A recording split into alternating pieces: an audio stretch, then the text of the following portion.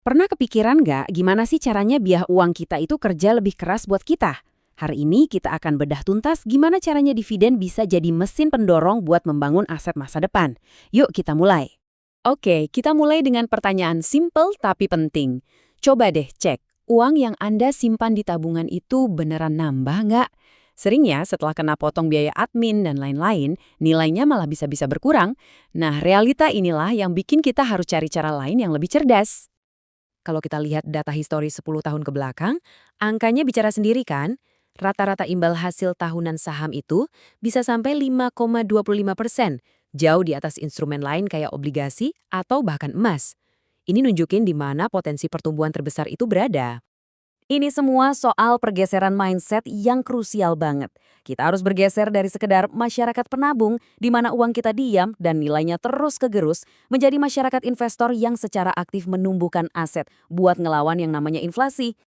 Oke, ini dia peta jalan kita hari ini. Kita akan mulai dari alasan kenapa harus berinvestasi, lanjut ke gimana cara kerjanya, sampai ke strategi dan risikonya. Tentu dengan fokus utama pada kekuatan dividen. Baik, kita masuk ke bagian pertama, dari menabung ke berinvestasi. Di sini kita bakal coba pahami lebih dalam kenapa sih cara lama, yaitu cuma nabung, itu udah nggak cukup lagi buat masa depan kita. Nah ini dia biang keroknya, inflasi. Inflasi ini tuh kayak pencuri diam-diam yang bikin nilai uang kita makin lama makin turun. Uang 100.000 hari ini, tahun depan udah nggak bisa lagi buat beli barang yang sama. Makanya, imbal hasil investasi kita harus bisa ngalahin laju inflasi. Jadi, kalau investasi saham itu potensial, gimana pasisnya kita bisa dapat untung dari situ? Ternyata ada dua jalur utama yang bisa kita ambil.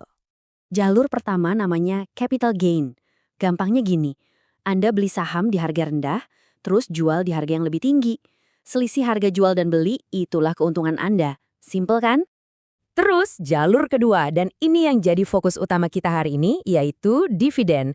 Ini adalah sebagian laba perusahaan yang dibagikan ke Anda, para pemegang saham. Intinya, Anda tuh kayak dapat gaji atau bonus, cuma karena memiliki saham perusahaan itu. Bedanya di mana? Wah, beda banget. Capital gain itu ibaratnya berburu. Anda harus aktif, cari momen yang pas buat jual saat pasar lagi naik turun. Kalau dividen, ini lebih mirip kayak panen. Anda cukup pegang saham dari perusahaan yang sehat, dan Anda akan dapat hasilnya secara lebih terprediksi.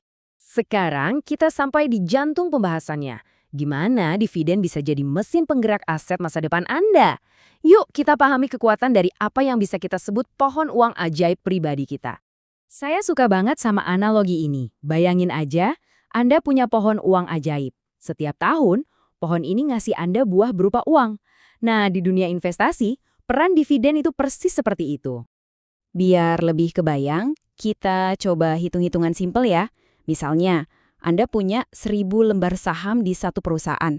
Terus perusahaan itu bagiin dividen Rp50 per lembar. Ya udah, tinggal dikalin aja. Anda bakal dapat Rp50.000 yang langsung masuk ke rekening. Disinilah keajaibannya dimulai. Namanya efek compounding atau bunga bergulung. Jadi, dividen yang Anda terima tadi jangan dihabisin, puterin lagi buat beli saham yang sama. Hasilnya, kepemilikan saham Anda bertambah, yang artinya dividen di periode berikutnya jadi makin besar. Terus begitu, jadi kayak bola salju yang makin lama makin gede. Jadi, manfaat dividen itu jauh lebih dari sekedar dapat uang tunai loh. Dividen itu ngasih kita pendapatan pasif yang stabil. Jadi sinyal kalau perusahaannya sehat, bisa jadi benteng pertahanan dari inflasi, dan bahkan bantu kita biar nggak panik pas pasar lagi goncang-ganjing. Oke, teorinya udah dapat. Terus gimana caranya kita ngerangkai ini semua jadi sebuah strategi jangka panjang yang cerdas? Ingat ya, ini soal investasi pintar buat pertumbuhan jangka panjang, bukan cara cepat kaya. Investasi yang bijak itu berarti kita juga pintar mengelola risikonya. Caranya? Pertama, diversifikasi. Jangan taruh semua telur di satu keranjang.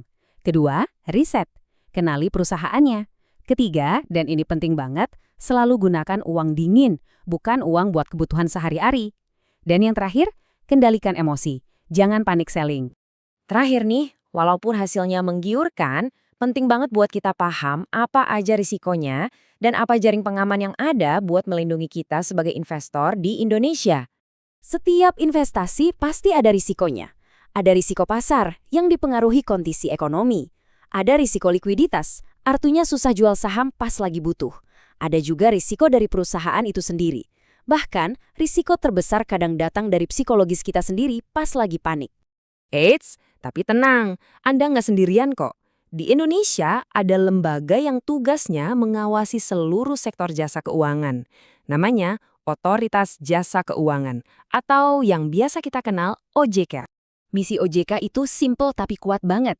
Mengatur biar aturannya jelas dan adil, mengawasi biar aturannya dipatuhi, dan yang paling penting, melindungi investor seperti Anda dari praktek-praktek yang bisa merugikan. Nah, kita udah bedah semuanya. Dari potensinya, strateginya, sampai jaring pengamannya. Sekarang, pertanyaannya kembali ke Anda. Pohon aset Anda siap untuk ditanam? Dengan pemahaman yang tepat, memulai perjalanan investasi dividen bisa jadi langkah awal yang kokoh banget buat masa depan finansial Anda. Terima kasih sudah menyimak. Subscribe.